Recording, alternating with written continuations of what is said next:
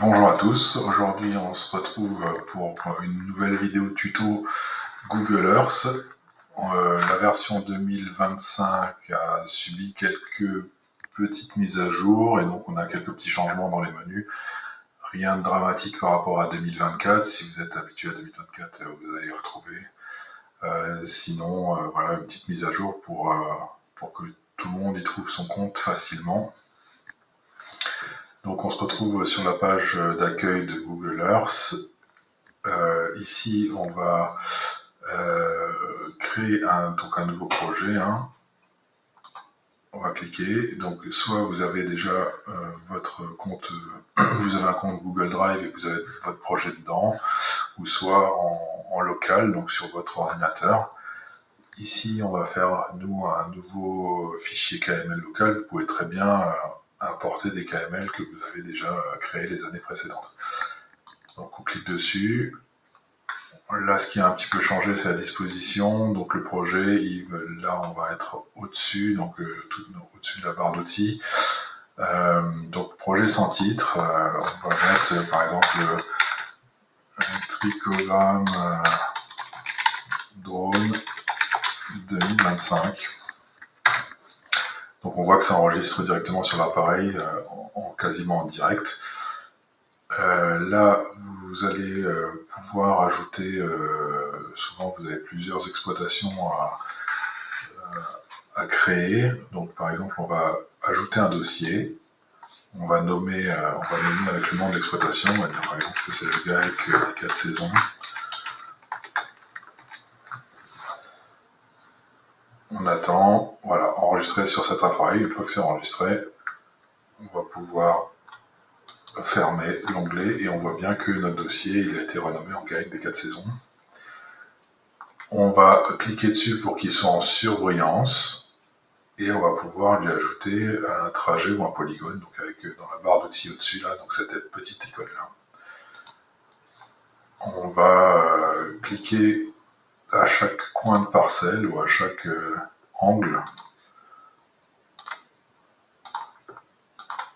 Et pour fermer la forme, on se remet sur le point de départ. Et donc on a bien créé notre trajet au polygone. On a le nombre de mètres que fait le périmètre, et au niveau de l'air, on va plutôt travailler en hectares. Donc on a 2 hectares 28. Et donc ce trajet, ce polygone, on va pouvoir l'enregistrer dans le projet. On descend ici, on va pouvoir l'enregistrer dans le projet.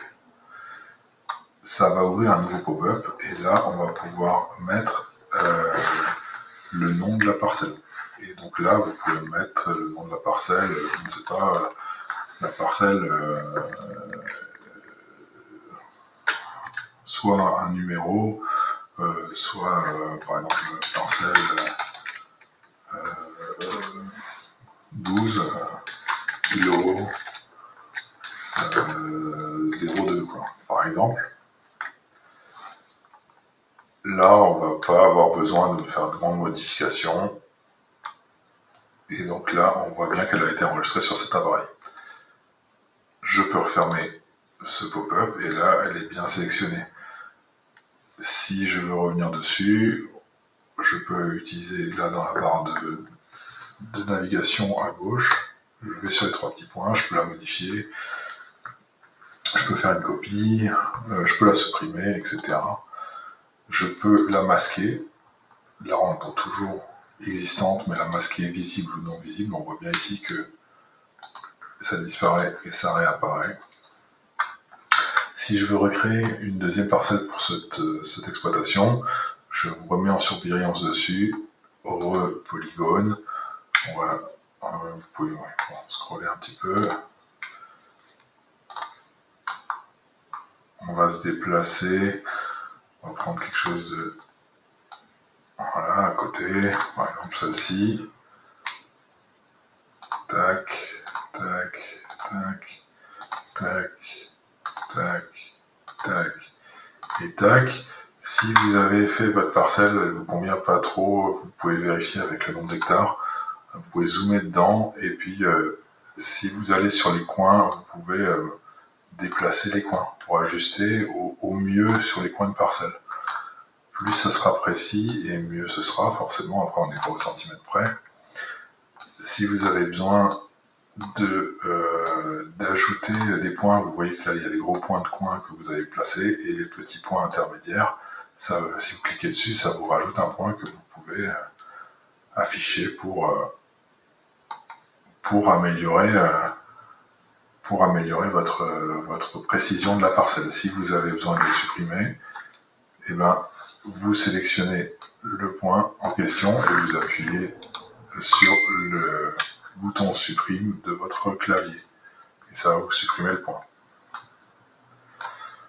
Encore une fois, voilà, vous avez votre trajet enregistré dans le projet et puis vous lui donnez, on va l'écrire, 8 sauts. Voilà, comme ça. Et donc là, c'est enregistré. Donc vous pouvez fermer, etc. Donc là, vous avez vos deux premières parcelles par rapport à cet agriculteur-là. Vous pouvez créer un nouvel agriculteur, donc créer un nouveau dossier là-haut, dossier sans titre. Donc vous mettez l'URL des cigognes, voilà. Ça va très bien. Une fois que c'est enregistré, vous pouvez le laisser en surveillance comme ça, et on va cliquer sur ajouter un polygone, et le URL des cigognes, il va être, on va dire qu'il va être ici, hein. La parcelle, on va dire que c'est cette parcelle-là.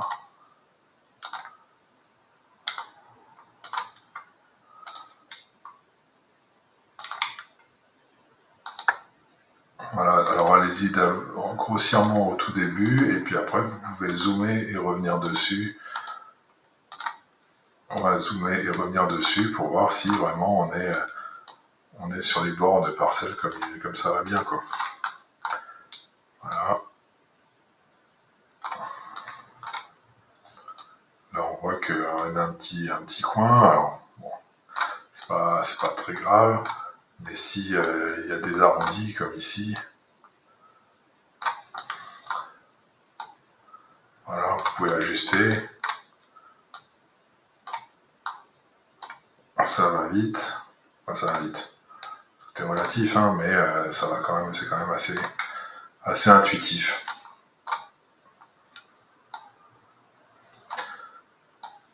Voilà.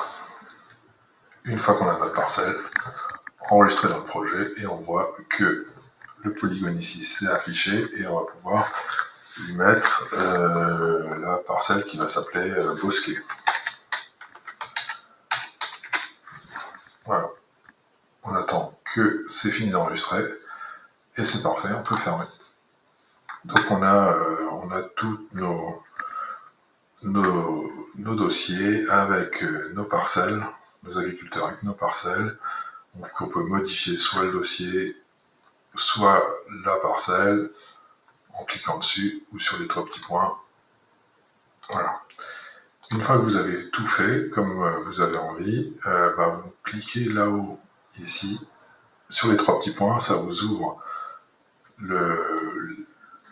l'option de votre projet global, et vous me faites exporter en tant que fichier KML. Ça va vous ouvrir un pop-up,